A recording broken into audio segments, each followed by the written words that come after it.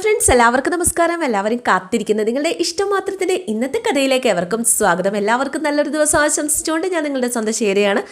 നിങ്ങൾ ആദ്യമായിട്ടാണ് ചാനൽ കാണുന്നതെങ്കിൽ സബ്സ്ക്രൈബ് ചെയ്ത് വെച്ചോളൂ കേട്ടോ. പിന്നെ കഥ കേട്ട് കഴിഞ്ഞിട്ട് ഇഷ്ടമാവുകയാണെങ്കിൽ ലൈക്കും ചെയ്തോളൂ. അപ്പം നമുക്ക് നേരെ കഥയിലേക്ക് പോകാം. അങ്ങനെ ചിപ്പിമോള് പറയുകയാണ് തൻ്റെ ഏട്ടനെ അമ്മ ചീത്തയാക്കും, ഉറപ്പാണ് തൻ്റെ ഏട്ടനെ രചന മമ്മി ചീത്തയാക്കും. അങ്ങനെ പറഞ്ഞു കഴിഞ്ഞപ്പോഴേക്കും ഈശ്വരിയാണെങ്കിൽ ആകെ സങ്കടത്തിൽ ഇങ്ങനെ ഇരിക്കുക കേട്ടോ. ആദിയുടെ കാര്യം ഇനി എന്താവും എന്നറിയാതെ. പിന്നെ കാണിക്കുന്നത് മന്ത്രി അൻസാരിയാണ്. ഇവർ വീണ്ടും ഈ പണികളുമായിട്ട് ഇറങ്ങിത്തിരിക്കുകയാണ്.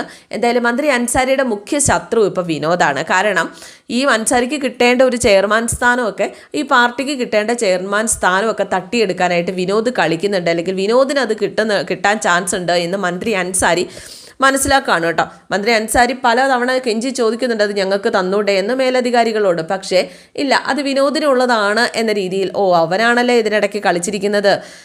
എന്തായാലും അൻസാരിയുടെ അടുത്ത ഒരാൾ അങ്ങോട്ടേക്ക് വന്നു. നമ്മുടെ ചെയർമാൻ സ്ഥാനമൊക്കെ നഷ്ടപ്പെടാൻ പോവുകയാണ്, വിനോദാണ് കളിക്കുന്നത്, എന്തായാലും നമുക്ക് ഡൽഹിയിലേക്കൊന്ന് വിളിക്കണം, അവനെ ഇനി വെച്ച് പൊറുപ്പിച്ചുകൂടാ എന്നൊക്കെ പറഞ്ഞു കഴിഞ്ഞപ്പോഴേക്കും ആകാശ് മേനോനും പുള്ളിക്കാരൻ്റെ കൂടെയുള്ള പെണ്ണും വന്നിട്ടുണ്ട്. രചനയാണ് ഉദ്ദേശിക്കുന്നത്. അവരും വന്നിട്ടുണ്ട്. അവരോടൊന്ന് സംസാരിച്ചിട്ട് പോരെ ബാക്കി കാര്യം. എന്തായാലും അവരെ വിളിക്കുന്നാൽ. നമസ്കാരം, രണ്ടാളും ഇരിക്കുക എന്നൊക്കെ ഇങ്ങനെ പറഞ്ഞു കഴിഞ്ഞപ്പോഴേക്കും ഇരുന്നു കേട്ടോ. രണ്ടുപേരും കൂടെ സന്തോഷത്തോടു കൂടി നമസ്കാരമൊക്കെ പറഞ്ഞ് അവിടെ ഇരിക്കുകയാണ്. എന്നിട്ട് ചായ കൊടുക്കാനായിട്ട് അണിയോട് പറഞ്ഞു, കുര്യച്ചനോട് പറഞ്ഞു മന്ത്രി, ചായ ഒന്നും ഇപ്പോൾ വേണ്ട എന്ന് രചനയും ആകാശം പറഞ്ഞു. അല്ല ഇപ്പം എന്താ വന്നത്? വിനോദ് മാളിക്കില്ലേ, അവനെ കൊണ്ട് മടുത്തു. അവൻ എന്നെ പല ഭാഗത്തു നിന്നും ലോക്ക് ചെയ്തിട്ടുണ്ട്. നമ്മുടെ മന്ത്രിയെ ലോക്ക് ചെയ്ത് വെച്ചിരിക്കുകയാണല്ലോ. കേരള ചാപ്റ്റർ എൻ്റെ കൈ വരേണ്ടതായിരുന്നു, പക്ഷേ അതിനൊരർഹതയില്ലാത്ത അവൻ്റെ ഏട്ടന് അവനത് സമ്മാനിക്കുകയാണ് ചെയ്തത്. രചനയ്ക്ക് മഹേഷിന് സഹിക്കാൻ കഴിയാതെ വന്നപ്പോഴാണ് ഡിവോഴ്സ് വാങ്ങിച്ച് പോകുന്നത്. എന്നിട്ടോ ഞങ്ങൾ ഒന്നിച്ച് ജീവിക്കുന്നത് മഹേഷിനല്ല, അവൻ്റെ അനിയനാണിപ്പോൾ സഹിക്കാൻ പറ്റാത്തത്. അപ്പോൾ രചന പറഞ്ഞു, കോടതി എനിക്ക് വിട്ടുതന്ന എൻ്റെ മകനെ പോലും അങ്ങോട്ടേക്ക് കൊണ്ടുപോകാനായിട്ടുള്ള ശ്രമത്തിലാണ്. വിനോദിനെ നിലക്കി നിർത്താനായിട്ട് സാറിന് കഴിയില്ലേ? സാർ അതെങ്കിലും ചെയ്തു താ. വിനോദിൻ്റെ ബലത്തിൽ മഹേഷും ഭാര്യയും നടത്തുന്ന കളികളെ ഞങ്ങൾക്ക് നേരിടണമെങ്കിൽ വിനോദ് ഇല്ലാണ്ടാവണം. ഞങ്ങൾക്കിത് പറയാൻ സാറ് മാത്രമേ ഉള്ളൂ. സാറിന് ബുദ്ധിമുട്ടൊക്കെണ്ട എന്ന് കരുതിയിട്ടാണ് കുറച്ചു കാലമായിട്ട് കാണാൻ വരാതിരുന്നത് എന്ന് രചന ഇങ്ങനെ പറയാണ്. അതെ, നമ്മൾ വെള്ളവും വളമൊക്കെ നൽകിയിട്ട് ഇങ്ങനെ പരിപാലിച്ചൊരു മരം പുരയ്ക്ക് മുകളിലേക്ക് വളർന്നു കഴിഞ്ഞാൽ എന്ത് ചെയ്യും കുര്യച്ചാ? എന്തായാലും വെട്ടി അങ്ങോട്ട് വിൽക്കണം സാറേ. വിനോദ് മാളിക്കൽ എൻ്റെ നേരെയും കളി തുടങ്ങിക്കഴിഞ്ഞു എന്ന് മന്ത്രി പറഞ്ഞപ്പോഴേക്കും, അതെ ഞാനൊരു കാര്യം പറയട്ടെ, വിനോദിൻ്റെ പിടി അങ്ങ് ഡൽഹിയിലല്ലേ. എന്തായാലും അവിടെ നിന്നൊരു കോള് വന്നാൽ നിഷേധിക്കാൻ പറ്റുമോ? അത് ആ കാലമൊക്കെ പോയടാ ആകാശേ. രാഷ്ട്രീയമെന്ന് പറയുന്നത് എന്നും എല്ലായിടത്തും കത്തി നിൽക്കാൻ പറ്റുന്ന ആകാശമൊന്നും അല്ല. തന്ത്രങ്ങളും കുതന്ത്രങ്ങളും പയറ്റി തെളിഞ്ഞവർക്കുള്ളതാണ്. ആ നിലയിൽ അവൻ എത്തിയിട്ടില്ല എന്നുള്ളത് ഉറപ്പാണ്. അവന് മുകളിലുള്ള പിടി ഈ അൻസാരിദാസ് ഉണ്ടാക്കി വെച്ചത് കഴിഞ്ഞ് തന്നെയാണ്. അപ്പോഴേക്കും ആകാശ് പറഞ്ഞു, എൻ്റെ വിവാഹം നിശ്ചയിച്ചു, ആ പഴയ പെണ്ണ് തന്നെയാണ്. അത് ഞാൻ അറിഞ്ഞു. ഒരിക്കൽ താനത് മുടക്കിയതല്ലായിരുന്നോ? എന്നിട്ട് അവസാനം എന്താ പറ്റി? എന്തായാലും വിനോദിൻ്റെ വിവാഹം വീണ്ടും മുടക്കണോ അല്ലേ? എന്തായാലും മുടക്കുകയല്ല വേണ്ടത്, ഒരു കാലത്തും നടക്കാതിരിക്കാനാണ് നമ്മൾ നോക്കേണ്ടത്. അവനൊരു പെണ്ണും കെട്ടി കേരള രാഷ്ട്രീയത്തിൽ വേരുറപ്പിക്കാനുള്ള ശ്രമമാണ്. അത് സാറിനൊരു ഭീഷണിയാവില്ലേ എന്ന് ആകാശ് ചോദിക്കുക. എന്തായാലും നിങ്ങൾ പൊക്കോ, വേണ്ടത് എന്താണെന്ന് വെച്ചാൽ ഞാൻ ചെയ്തോളാം. അങ്ങനെ അൻസാരി വിനോദിനെ വിളിച്ചു കേട്ടോ. വിനോദ് വണ്ടി ഓടിച്ചുകൊണ്ടിരിക്കുക. എന്താ സാർ എന്ന് ചോദിച്ചു കഴിഞ്ഞപ്പോഴേക്കും, അല്ല തന്നെക്കുറിച്ചൊരു വിവരവും ഇല്ലല്ലോ, താനിത് എവിടെയാ, തൻ്റെ കല്യാണമായി എന്നൊക്കെ കേട്ടല്ലോ. അതെ സാർ, ഉള്ള കാര്യമാണ് എന്ന് വിനോദ് പറഞ്ഞപ്പോൾ, അല്ല താൻ എൻ്റെ മകളുടെ കാര്യം എന്താ ഇതുവരെ ഒന്നും ആലോചിക്കാത്തത്? അവളാണെങ്കിൽ തൻ്റെ പിന്നാലെ ഒന്നും വിട്ടിട്ടില്ല. എൻ്റെ മകൾക്ക് നിന്നെ കല്യാണം കഴിക്കണം എന്നല്ലേ ആഗ്രഹം, നീ അവളെ ഒന്ന് വിളിക്കുക എന്ന് പറഞ്ഞു കഴിഞ്ഞപ്പോഴേക്കും, അയ്യോ സാറേ ഞാനത് പറഞ്ഞതല്ലേ, അത് നടക്കത്തില്ല, എനിക്ക് ഓൾറെഡി ഒരു പെണ്ണുണ്ട്, ഞങ്ങളുടെ വിവാഹം തീരുമാനിച്ചതുമാണ്, ഒന്നും ഒരിടത്തും അവസാനിക്കുന്നില്ല, അത് നീ ഓർത്തു വെച്ചാൽ നല്ലത് എന്ന് മന്ത്രി പറഞ്ഞു കഴിഞ്ഞപ്പോഴേക്കും, സാറിനും അത് ബാധകമാണെന്ന് ഞാൻ പറയാതെ തന്നെ അറിയാലോ. സാറ് ഒരു ആപ്തവാക്യം പഠിപ്പിച്ചിട്ടുണ്ട്, ഞാനും ഒന്ന് പറയാം, എവിടെ നിന്ന് തുടങ്ങിയോ അവിടെ തന്നെ വന്ന് ചേരും. അൻസാരിക്ക് ദേഷ്യം വന്ന് അൻസാരി കട്ട് ചെയ്തു കേട്ടോ. അൻസാരിദാസ് കട്ട് ചെയ്ത് പോയി. എന്തായാലും അൻസാരി പറഞ്ഞു, കുര്യച്ചോ ഈ മരം മുറിക്കേണ്ട സമയമായിരിക്കുന്നു, ഉടനെ നമുക്ക് ആ മരം മുറിച്ച് കളയണം. കോടാലി ഒന്ന് വാങ്ങി വെച്ചോ കുര്യച്ച. പിന്നെ കാണിക്കുന്നത് ആദിയാണ്. ആദി ഭയങ്കര സന്തോഷത്തിലാണ്. വീട്ടിൽ പോയി കഴിഞ്ഞപ്പോൾ അച്ഛമ്മയുടെയും അച്ഛച്ചൻ്റെയും ആ ഒരു സ്നേഹത്തെക്കുറിച്ചൊക്കെ ഇങ്ങനെ ആദി ആലോചിച്ച് ഭയങ്കര സന്തോഷത്തിലാണ് കേട്ടോ ആദി. നീ എന്താ മോനെ ആലോചിച്ചിരിക്കുന്നത് എന്നൊക്കെ ചോദിക്കുകയാണ്. രചന വന്നിട്ട് ആകാശും കണ്ടു കേട്ടോ ഇത്. അവന് ഡാഡിയുടെ ഫ്ലാറ്റിൽ പോയതല്ലാതെ എന്താ ആലോചിക്കാനുള്ളത്? ഇവനൊരു നല്ല കുട്ടിയാണെന്ന് ഞാൻ കരുതിയത്. കേട്ടിട്ട് അപമാനം തോന്നുന്നു. ഇന്നലെ വരെ ശത്രുവായിട്ട് കണ്ടവൻ ഇന്ന് മിത്രമായി. അപ്പം ആകാശം ഒന്നും മിണ്ടാതിരിക്കുക. ചിപ്പി കരഞ്ഞു കാണിച്ചപ്പം അവൻ്റെ മനസ്സലിഞ്ഞതാ. അവനറിയാം അവൻ്റെ മമ്മിക്ക് ആകെയുള്ളത് മാത്രമാണെന്ന്. പിന്നെ അവരാരെങ്കിലും വിളിച്ചാൽ ഇവൻ അവരുടെ കൂടെ പോകും. നിൻ്റെ മോൻ നിൻ്റെ കൂടെ ഉണ്ടാവുമെന്ന് ഞാൻ കരുതി. പക്ഷേ അതിൻ്റെ ലക്ഷണമൊന്നും അല്ല ഇപ്പം കാണുന്നത്. അങ്കിളുടെ കാര്യം നോക്കിയാൽ മതി. ഞാൻ പോയത് എൻ്റെ അനിയത്തിയുടെ വീട്ടിലേക്കാണ്. ഓ, ഇതിൽ കൂടുതൽ എന്ത് വേണം? നിൻ്റെ മകൻ എനിക്ക് ഒരു വിലയും തരുന്നില്ല. അങ്കിളിന് ഞാൻ വില തരണമെങ്കിൽ അങ്കിൾ എൻ്റെ മമ്മിയെ വിവാഹം കഴിക്കുക.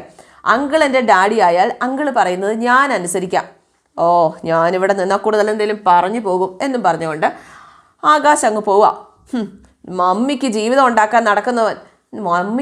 ഉണ്ടാക്കാൻ നടക്കുന്നവന് മമ്മീനെ ഉപേക്ഷിച്ച അവൻ്റെ വീട്ടിൽ പോയി സൽക്കാരം സ്വീകരിച്ചിട്ട് എന്നൊക്കെ പറഞ്ഞ് ആകാശം ഒച്ച എടുത്തിട്ടാട്ടോ പറയുന്നത് പോകുന്നതിന് മുമ്പേ. അപ്പോഴേക്കും ഞാൻ എൻ്റെ മമ്മിക്ക് ജീവിതം ഉണ്ടാക്കി കൊടുക്കാൻ വേണ്ടിയിട്ടല്ല പറയുന്നത്. ആകാശും ആദ്യം കൂടിയിട്ട് കൊമ്പ് കോർക്കുന്നത് കൊണ്ട് രജനിക്ക് ആകെ പേടിയായിട്ടോ. ആകാശനോട് രചന പറഞ്ഞു, എൻ്റെ ആ പൊന്നെ ആകാശം ഒന്ന് പോ എന്നും പറഞ്ഞ് ആകാശിനെ പറഞ്ഞു വിട്ടു. മോനെ ആദ്യം നീ എന്താ ഇങ്ങനെയൊക്കെ? ഒരിക്കലും മമ്മി ഇങ്ങനെ സങ്കടപ്പെടുത്തരുതേ.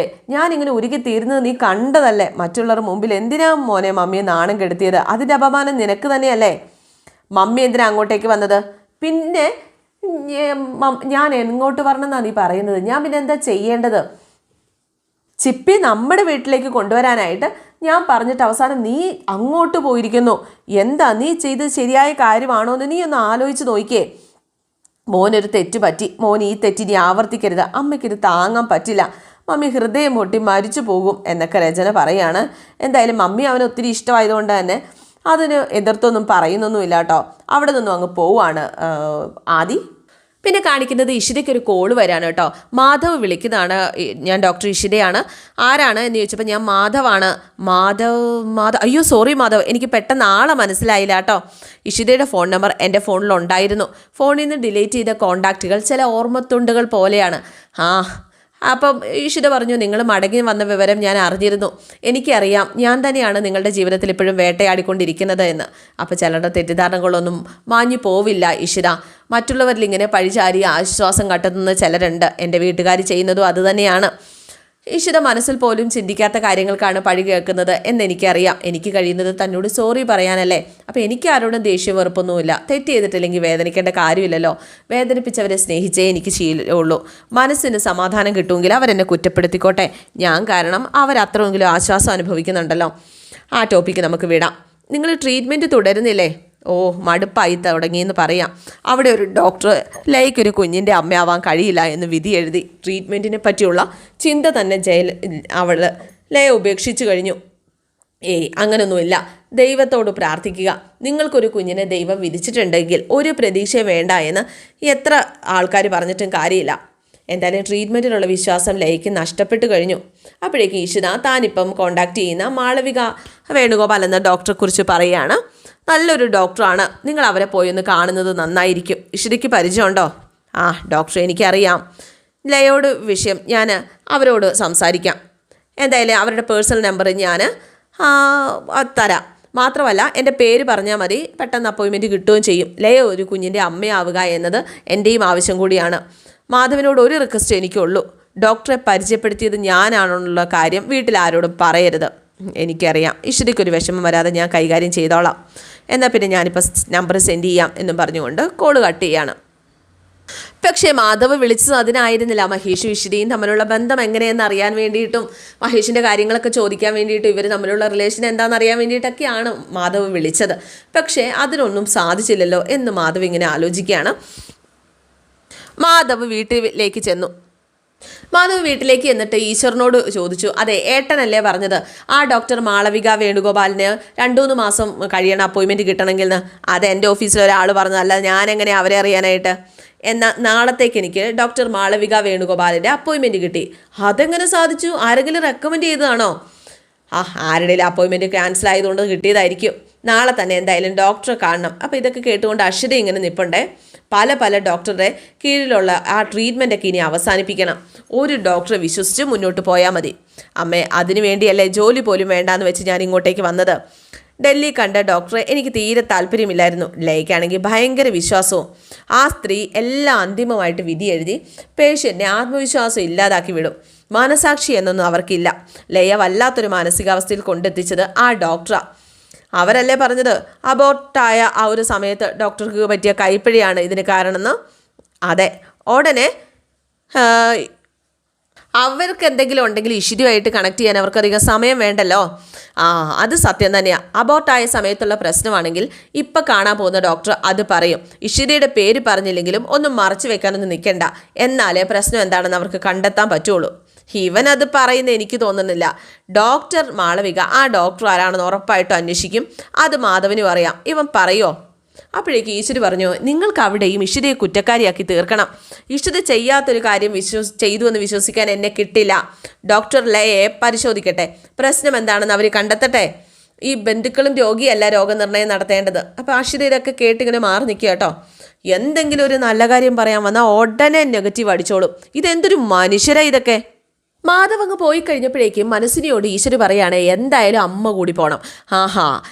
അവളുടെ ഈശ്വരിയെ ഹൈഡ് ചെയ്ത് സംസാരിക്കും മാധവ്, പക്ഷേ അമ്മ പൊള്ളിച്ചെടുക്കണം.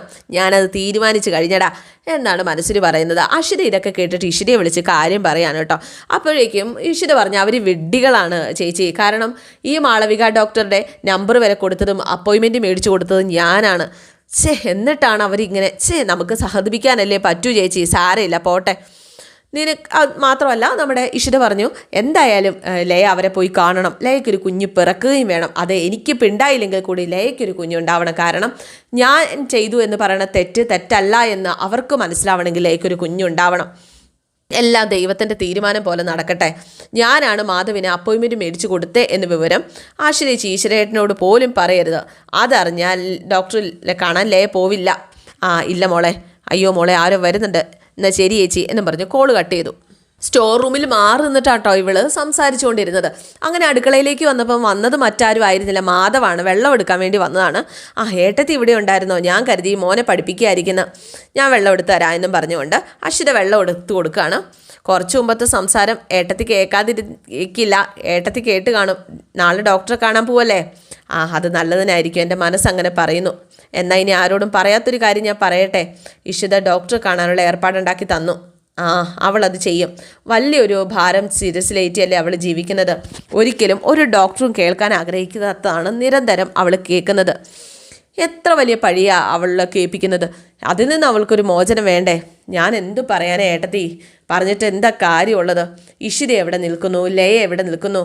തൻ്റെ വില പോലും മനസ്സിലാക്കാൻ കഴിയില്ലാത്തവരോട് ഞാൻ എന്ത് പറയാനാ? എന്തായാലും അവരോട് ക്ഷമ പറയാനല്ലേ എനിക്ക് കഴിയുള്ളൂ. അപ്പോഴേക്ക് അശ്വതി പറഞ്ഞു, അച്ഛൻ ഞങ്ങളെ പഠിപ്പിച്ചത് സ്നേഹിക്കാൻ മാത്രം, അവിടെ വെറുപ്പിന് സ്ഥാനമില്ല. അങ്ങനെ ഒരു അച്ഛൻ്റെ മക്കൾക്ക് സ്നേഹിക്കാനും സഹിക്കാനും മാത്രമേ കഴിയുള്ളൂ. കാലം ഒന്നും ബാക്കി വെച്ച് പോകാറില്ല എന്ന് പറയില്ലേ? നമ്മളെ വെറുക്കുന്നവർക്കും ഒരു മനസ്സുണ്ട്. ആ മനസ്സിൽ സ്നേഹം ഉണ്ട്. നമ്മളെ ഏറ്റവും കൂടുതൽ സ്നേഹിക്കുന്നവരും അവർ തന്നെ ആയിരിക്കും എന്നൊക്കെ പറഞ്ഞുകൊണ്ട് ഇങ്ങനെ നിൽക്കുകയാണ്. പക്ഷേ ഇതെല്ലാം കേട്ട് ലയ ഇങ്ങനെ മാറി നിൽക്കുകയായിരുന്നു കേട്ടോ. ഇന്നത്തെ എപ്പിസോഡ് ഇവിടെ അവസാനിക്കുകയാണ്. എല്ലാവർക്കും ഇഷ്ടമായി എന്ന് വിചാരിക്കുന്നു. ഇഷ്ടപ്പെട്ടിട്ടുണ്ടെങ്കിൽ ലൈക്ക് ചെയ്യാനും കമൻറ്റ് ചെയ്യാനൊന്നും മറക്കണ്ട. C you again. Thank you.